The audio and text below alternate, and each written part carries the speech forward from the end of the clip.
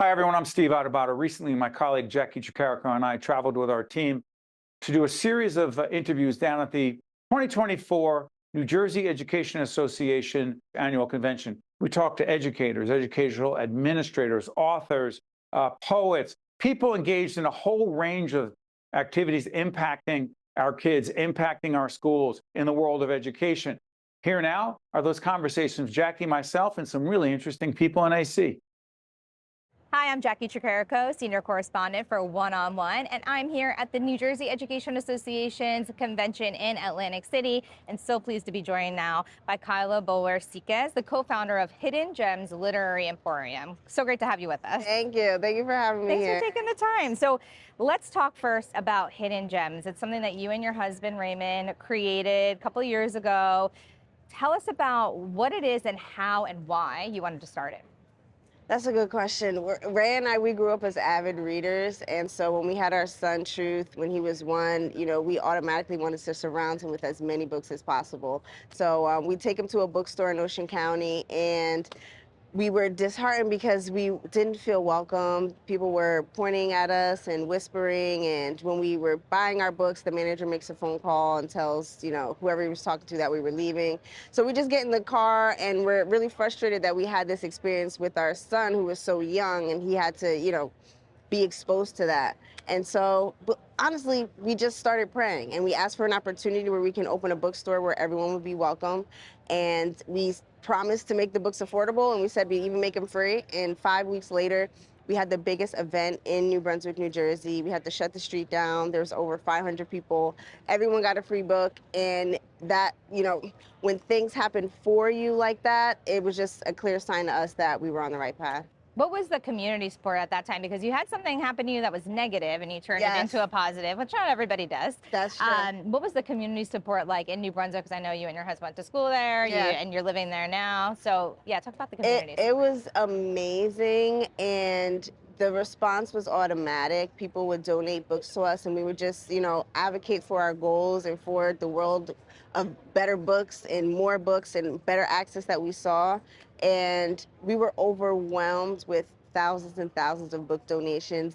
We had to get a storage unit very quickly, and it really just snowballed.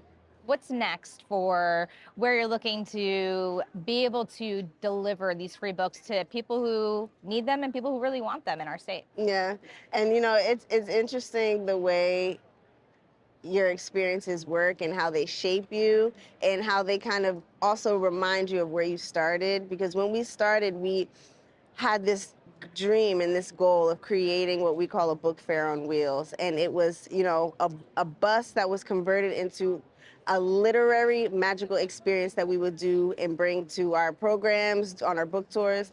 And so we really feel like that's in the space, that's the direction that we're going now. So all of our programming with schools and events, community events, is still running regularly. But I actually just got a call from a woman-owned construction company. They have a bus for us. They know about our book tours. Our prayer is to go from New Jersey to California this summer. And so So a big road trip to bring books to kids, to people all throughout the country? All throughout the country. And this is one of many. There's been others in the past, right? You've done book tours. Yes, and they're literally, and of course, the first time we did it, especially our parents were like, are you crazy? You want to drive across the country and give away free books? But we always felt like you have to meet people where they're at. And we love our work so much, and we've seen it, what happens when you put the right book in a child or an adult's hand and how it can change their day or even their life.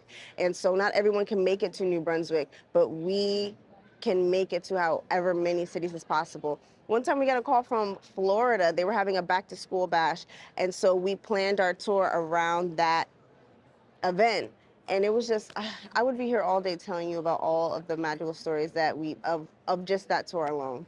Talk about how you envision and where your organization is going to keep making sure books get in the hands of kids and how important literacy really is. And it's hard. And we talk to teachers all the time, especially after COVID, and how hard it was to teach children to read during that time and the effects afterwards. And, from the beginning, all of our programming has operated off of the fun factor. And so even through my program with public health, we talk about intrinsically motivated behaviors. So we can say to our children as much as we want, like, you need to read. You need to read. You need to read. But if they don't feel inside that they want to read, it's not going to be something that they take with them for the rest of their lives. Reading, I feel like reading can make you live longer. It can help to curb things like Alzheimer's. It relieves stress. There's so many great things that come with reading, but we have to keep that fun element in it when we're talking about children or adults. Give us an example of how you've seen your work directly impact kids in our community. I'd love to hear some examples of that during the time that you've been doing this. We have a program called the Read Festival. And so it's a half-day long program where we come in. Everything is literacy and literarily based, but it's fun. We bring in DJs, we have games, we have prizes. And I remember the first time we ever did that program, it was for 500 4th and 5th graders in Piscataway at Arbor Elementary School. They're always asking us to come back. And at the end of the event, the very last little girl I talked to, she pulls me on my skirt. She says, "Excuse me, I'm gonna remember this for the rest of my life." And I'm like, that was the goal, because we all remember being in school, meeting someone or listening to someone, and now you're changed as a young person, and how that can, affect you for the rest of your life. So that little girl, I will never forget this little girl. How'd that make you feel? It made me, and I was still, I was a mom at that time too. And so as a mom, when you're going into schools with other people's children, it's like now everyone is your child. This is like so one of the teachers said to me yesterday, the mom network. That's what it is. And so I'm looking at this little girl, and I don't know anything about her, but I'm like, I feel like I did my job for the day. What is the hopes for the future of the organization, the future for you, your husband, your family in this journey that you've been on? For any mom or for any just person that loves their family, you just want people, your family, and the people in who you meet, to live happy, healthy lives doing whatever it is that you want to do, and to follow your passion. Like, if this is your passion, my hope for you is that you do this for the rest of your natural born life. So for my family, our passion is service, community service, giving through books. We also have a food distribution program run through Treehouse Cares. And so we're just givers, and we're lovers, and we always tell people that we're servants of our Creator and our community. And so that's what I want for our family, for us to continue to do the work that we do and just be happy and healthy doing it. And for Hidden Gems, I want us to travel the country giving away free books. I want us to keep going into schools, putting on bigger and better festivals. And now I'm pausing, because sometimes when you asked us a big question, like, what do you see? Yeah. But we can sometimes stop our own selves from accepting what's possible. But I want to see the literacy rates get better in our country. By the time my son is 15, we should have a much better percentage of children and adults who can read in this country. So can Hidden Gems help with that? I think so. That's why we all need to do our part. That's right. What else can we do? What can people do right now to help with your mission? That's a great question. To help, well, I think change always starts in your own home. Make reading more fun for your children, for the children in your immediate circle. We talked about parenting and easing up a little bit. When we're teaching our children, let's ease up, let them have fun, and let them tell us what they want to read.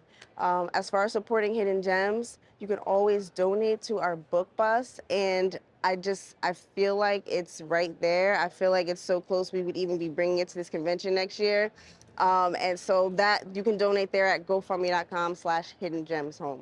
Great, and we'll have the information up so people can find out more. It's been so great to learn more about Hidden Gems and your story. Thanks so much for speaking with us today. Thank you. Thank you so much. So for Jacqui Tricarico and myself and our entire team down in Atlantic City at the 2024 New Jersey Education Association Convention, we thank you so much for watching. We'll see you next time. One-on-One with Steve Adubato is a production of the Caucus Educational Corporation. Funding has been provided by NJM Insurance Group, the Russell Berry Foundation, Horizon Blue Cross Blue Shield of New Jersey, Robert Wood Johnson Foundation, Englewood Health, Citizens Philanthropic Foundation, New Jersey Institute of Technology, New Jersey Sharing Network, and by United Airlines. Promotional support provided by the New Jersey Business and Industry Association and by NJ.com. New Jersey Institute of Technology has supported New Jersey businesses since 1881, when it was founded as the Newark Technical School. And through their partnership with the nonprofit New Jersey Innovation Institute, they are igniting innovation and delivering transformative products and services throughout the state. Learn more at njit.edu and njii.com.